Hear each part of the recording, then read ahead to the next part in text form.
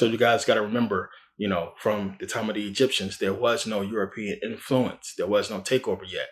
So they were able to get this knowledge and flourish and build, one of the greatest civilizations. So as I said, we can go back and look at the pyramids and marvel at those and say who built them. But we cannot forget the fact that the dynasties that we know of, the bodies that we can find, the people who we know exist, built equally amazing things, amazing structures, amazing colossal statues, and so on and so forth, that we can also look at and say, wow, how did they do this? So again, we know that they understood that knowledge, and it was getting that knowledge back, and they almost had it. But you guys got to understand, during all this time, there was this veneration of the zodiac. There was this understanding of the zodiac and the planets and the stars and so on and so forth. And they used it throughout their civilization, and it was a staple of the ancient civilization that they keep from us. Every single civilization that we go back to ancient, we find a zodiac. That is not a coincidence. We find a zodiac. We find the same exact teachings. I talked about this to you guys before. We can look across the world. We're going to see the same teachings, the same ancient teachings from one civilization to another across the planet. So now let's go back, as I always do. Ancient Greek civilization, ancient Egyptian civilization. And understand that, the ancient Egyptians was in tune, of course. The ancient Egyptians understood, nature and what was going on. The problem was you had the ancient Greeks, you had the Europeans who could not understand the spirituality of the ancient Egyptians. So they were always trying to understand and rationalize spirituality, put it into, terms that's normal to them. They were trying to rationalize, spirituality and make it, make sense and make it fit into, their world instead of being spiritual. They were trying to be, they was trying to be materialistic instead of spiritual. If you understand, it's gonna make sense in a second. So you got to think about it. You have pack of wolves, pack of lions. I always use them as an analogy because it's the most unbelievable thing when you really pay attention. They can go and hunt and coordinate attacks without no verbal communication. This is amazing when you see it. They actually coordinate and they strategize attacks on large animals. And they are successful a lot of the times because they strategize correctly. When they go and hunt buffalo, there's a plan of attack. For the wolves, there is a unity. There is a sense of intelligence to the way these animals hunt. So they were trying to rationalize this instead of just looking at it and saying, it is what it is. It is the nature of it. So when you understand that the reason why we cannot catch up to where the Egyptians were is because we have been taught by the very people who were trying to rationalize spirituality and put it into terms that they can understand. We have learned from them. We are trying to learn spirituality from a non-spiritual position. Plain and simple. This is why meditation is a big part, because then you get spiritual and this is how you begin to learn.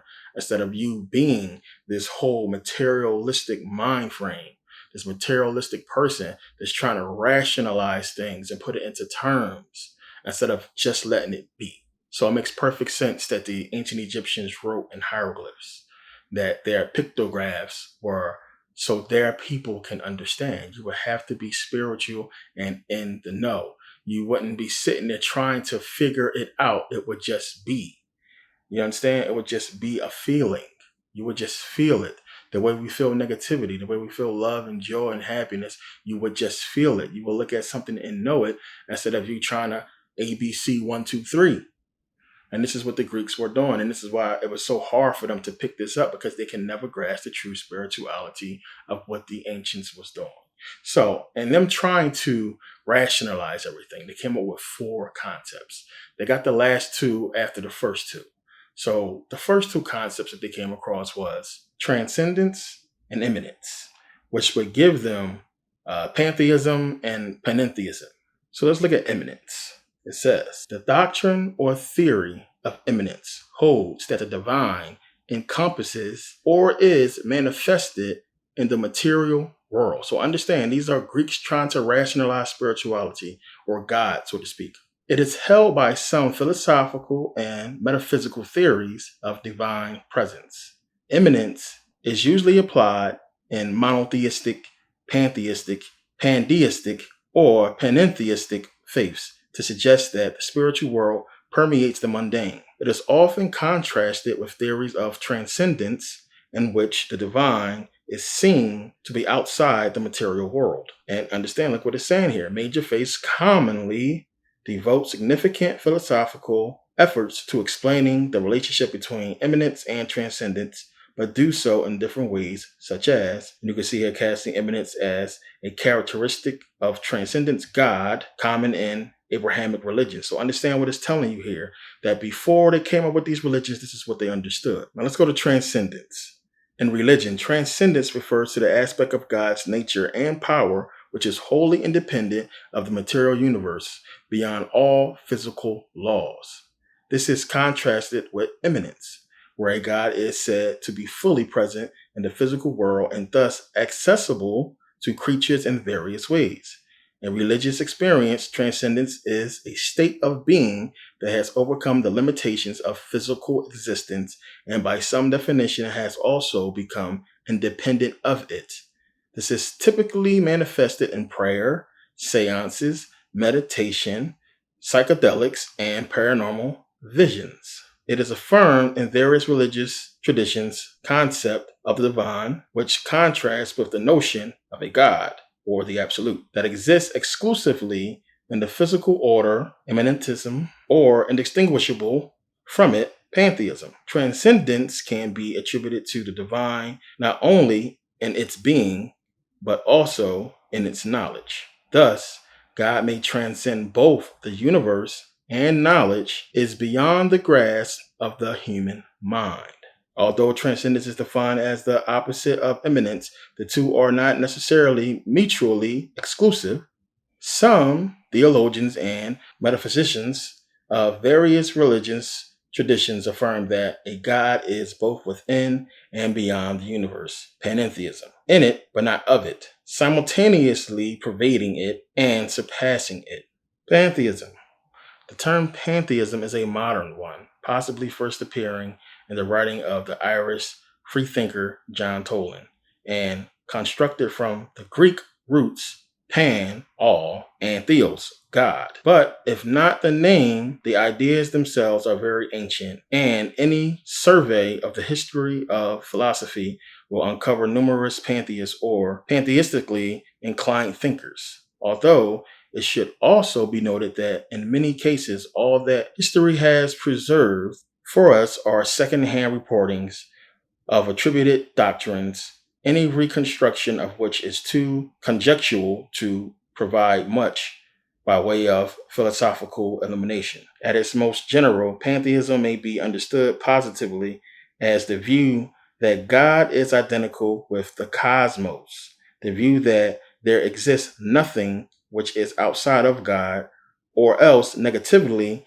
as the rejection of any view that concerns God as distinct from the universe. However, given the complex and contested nature of the concept involved, there is insufficient consensus among philosophers to permit the construction of any more detailed definition not open to serious objection from some quarter or other. Moreover, the label is a controversial one, where strong desires either to appropriate or to reject it often serve only to obscure the actual issues, and it would be a sad irony if pantheism revealed itself to be most like a traditional religion in its sectarian disputes over just what counts as true pantheism. Therefore, pantheism should not be thought of as a single codifiable position. Rather, it should be understood as a diverse family of distinct doctrines, many of whom would be surprised and indeed disconcerted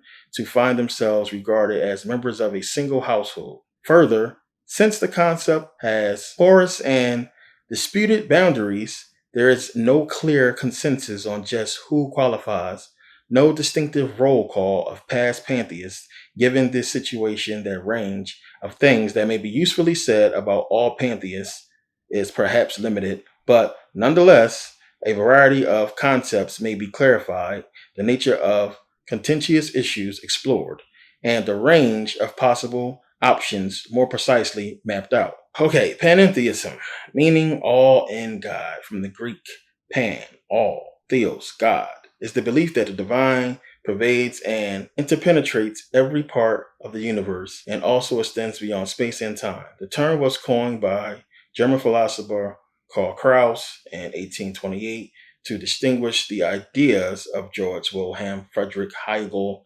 and Friedrich Wilhelm Joseph Schelling about the relation of God and the universe from the supposed pantheism of Baruch Spinoza. Unlike pantheism, which holds that the divine and the universe are identical, panentheism maintains an ontological distinction between the divine and the non divine and the significance of both. In panentheism, the universal spirit present everywhere, which at the same time transcends all things created, while pantheism asserts that all is God.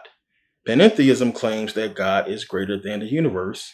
Some versions of panentheism suggest that the universe is nothing more than the manifestation of God. In addition, some forms indicate that the universe is contained within God, like in the Kabbalah concept of Simsim. Simsim, it has a T, but you pronounce it like tsunami. Simsim.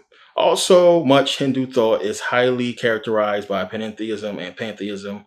The basic tradition, however, on which Krauss's concept was built seems to have been Neoplatonic philosophy and its successors in Western philosophy and Orthodox theology. Now, if you can grasp all this, what it's trying to tell you is basically how they took spirituality itself and tried to understand it and try to break it down in ways to where it can be understood in a scholarly way rather than a spirituality way, spiritual.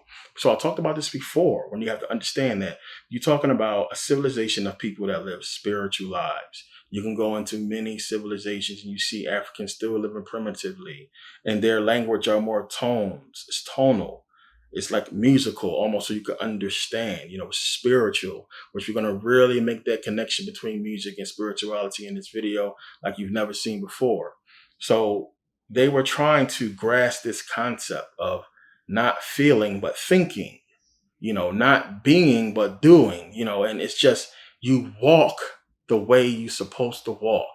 You don't try to figure out how you should walk, you just walk. And they were trying to figure out what they shouldn't been trying to figure out but feel. So this is what all this is. All this panentheism and pantheism and transcendence and immanence and all this stuff is about them trying to basically take spirituality and rationalize it and put it into words so everybody can study it and understand it and grasp the concept of a creator, which had they just, paid attention to the Egyptians and what the Egyptians was teaching and understanding about, energy and consciousness and so on and so forth, they would have grasped it, grasped the whole concept, but they could not. So because of this, and because when we go to study all of this, you must understand, one, what do we see when we're looking up these words? It goes back to what? Greek. Always going back to Greek or Latin, the people who gave us this stuff. And the reason why it's hard for us to start to grasp these concepts because we are stuck in scholarly ways and we are proud of it. Everything is about you're a scholar this, you're a scholar that. We have lost the ability to feel and understand and thus becoming exactly what the Europeans are. As Africans, as Black people, it is in us to feel. We must feel, we must understand and understand that this energy is there and it exists. It's not something we have to study, that you have to read. It's there. We have to know it's there. We have to feel it out. And when I talk about meditation and talk about understanding spirituality, this is what I mean. Everybody want to run the books. Everybody want to run the words. Everybody want to run to what was said instead of studying the art of the energy itself and the consciousness itself, which is inside of each and every one of us. And it's only there you're going to find the answer. And it's tough because some people are not going to grasp this because they're stuck. They're stuck in their scholarly ways. They're stuck in a way to where most people are trying to take this. And it's almost as if this is like, something they wanted to do. They wanted to make this so it can be felt and you can't put it on paper to teach it. A person must feel it. And it was like they kind of locked it off there and they knew it will only be one people, one set of people who will ever be able to unlock it. And that is the true spiritual people of this planet that can ever grasp the concepts and what's there and actually take it in spiritually and feel it rather than look at it on paper and try to understand it. And that is us. As I said, they left everything for us. It's all still there. The writings are there. Everything is still here for us to grasp. Yet they have taken over the concept of spirituality and have given us scholarly. I also want you to notice how these terms are all dualistic. Transcendence and immanence, pantheism, and you start to read the definitions as I've read, and you see that they are, dualistic. It's a yin and yang to all of it. It's in and out. All of it there to balance and unbalance, to keep the role of duality, which is in all of us. We are all dualistic beings. And it's like it has to be this way.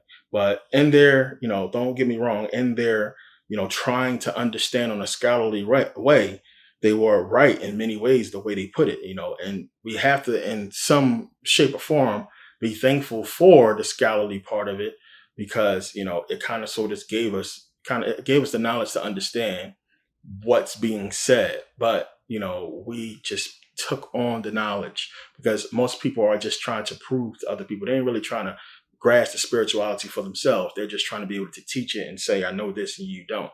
And the only way to do that is to be able to write it down and show people in words. You get what I'm saying? It's like if you felt God and you know spirituality, so on and so forth, how can you teach that? And it goes into the Bible when people say, the Bible's talking about people who saw God, people who felt God. How can you teach that?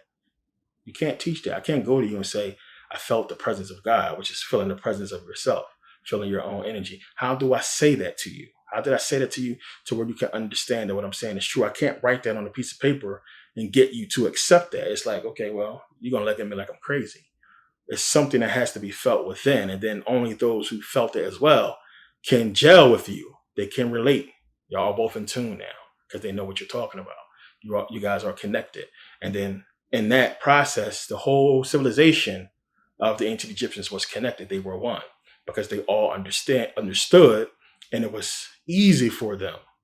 This is why the Egyptians didn't accept any outside languages or any outside information. Everything was within that civilization that they understood because they didn't want anything coming in there and corrupting their unity. So now understand, when we look at these terms again, transcendence, immanence, panentheism, these terms are, by a different name already understood and talked about by the ancient Greeks. So they already had an understanding of these things. And this is where a lot of these philosophers later on will get it from, of course, from all of the Greek mythology and all the Greek understanding of these words. Remember, the Greeks were trying to rationalize this stuff. And they got how the Egyptians must have some type of power. They got how what the Egyptians was doing was correct because you can see it. You can see that no matter how crazy or how much you thought the stuff was weird, it's working for them.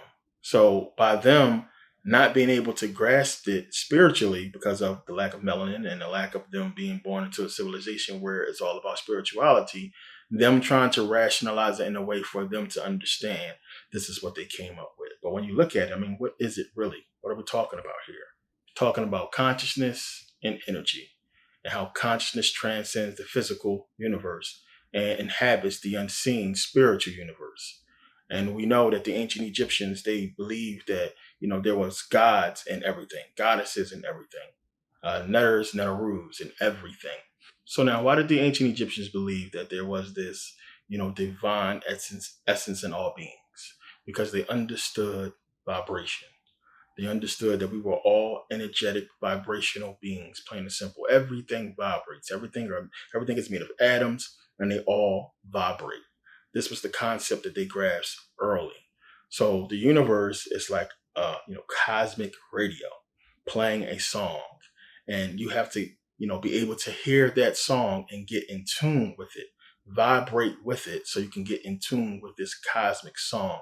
And in doing so, you are on beat. You are on beat. The melody is right. You can move. It's a cadence. You're going to learn in this video that everything we do is based upon this. And it's going to make so much sense. And it's so amazing when you get into it. I mean, a lot of the concepts that we use, we don't even understand. It deals with the universe and it deals with being in cosmic step, being in vibration, being in tune. And we say that so much, but people really don't understand. So they knew, we are all vibrational beings. When we get down to it, we're talking about we are all vibrational and that the universe is playing this cosmic music that we all have to get in tune with. And being in tune with it, we're able to do things because we are in tune with this melody. And I know a lot of you guys, you didn't really get the concept of the zodiac. And this is a major part of it. So, when I was talking about how the Hebrews were able to do what they did because they followed the zodiac, the Ark of the Covenant, as I mentioned, is giving you that understanding. This is the zodiac. If you follow it, if you stay in tune with it, you're going to be able to do what you need to do during this time.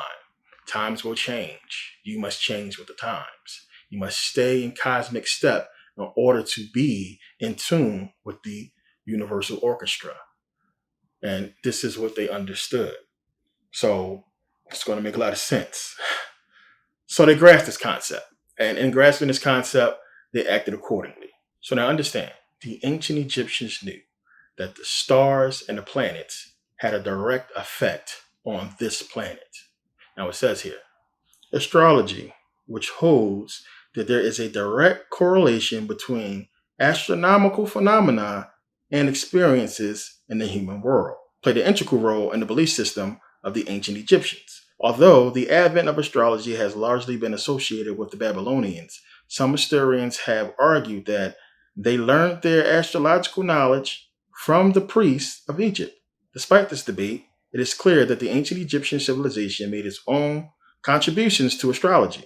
Astrology is often confused with astronomy, and there is in fact an imminent relationship between the two. Astro is the Greek root word for star, and while astronomy is the study and naming of the objects in the sky per se, astrology represents mankind's attempt to impart meaning into the relative position of those objects. Here we go again. As I said, they're trying to understand in lay terms and so they can understand it. So it says here, Egyptian astronomy facts. Early Egyptian astronomers acutely monitored and recorded the movement of the stars such that they would understand their effects on the Earth's environmental changes and the seasons. These astronomers were mainly temple priests, as it was believed that understanding the cosmos was a divine skill. Temples were constructed to imitate the design of the heavens, the floor being the earth, and the arched ceilings imitating the skies. In addition, temple rituals were time-based on planetary activity. It says here, astronomy versus astrology. The ancient Egyptians developed a system of astronomy as they believed that solar movements could predict natural environmental events such as famine and floods. This system of predicting and drawing connections between human experiences and the cosmos is what has become known as Egyptian astrology. Harmony of the spheres. Everything is in a state of vibration, light, sound, and physical matter. We are complexes of vibration surrounded by other transmitters and receptors of vibration. Together, all of it forms an ever-evolving orchestra. So as I said, everything is vibration. Sound is vibration. So they understood that our bodies are transmitters and receivers. So put yourself back then as a constant observer. 24 hours, you would observe not only the movement of the sun, the moon, the stars, but you would notice one big thing during this time. The most important thing you would notice is when the sun is moving, you are losing energy. As the sun goes down and the moon rises, you are losing energy. You are losing your ability to stay awake and to keep record of what's going on. This has to do with our circadian rhythm. So our circadian rhythm is a 24-hour cycle that basically rules our biochemical and physiological process. So it exists in all living things, basically. Our cells are basically set to our circadian rhythm. When we sleep, we heal, we re-energize. So you have this whole thing going on where the sun is going up and down and movement of the moon and the stars and so on and so forth, yet we are losing energy. And if you were somehow able to observe a sleeping person during this process, where the sun is going down and they're going to sleep and they fall asleep. And you know, when you hit that point, you're done. You're tired. Circadian rhythm is in motion. But then eventually as the sun comes up, you will wake up and be fully regenerated. I need you guys, we just take it for granted. I need you guys to really grasp that concept. Think, if you are new, this is the beginning. There's no TVs, no YouTubers, none of this shit. You are looking at, existence itself and how it relates to us. So the sun is going down, you going to sleep, you're losing energy. The sun is coming up. Wow, you feel like a new man.